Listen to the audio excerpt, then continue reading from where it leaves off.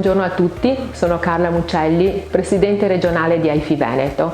AIFI è l'Associazione Italiana di Fisioterapisti che da 60 anni è occupata a salvaguardia della professione e a tutelarla attraverso sia la formazione sia i rapporti istituzionali. Quest'anno stiamo continuando a svolgere la nostra azione di associazione maggiormente rappresentativa, quindi attraverso un piano formativo ben articolato che si compone delle consuete giornate formative provinciali che sono un punto importante di riferimento per costruire rete tra i colleghi.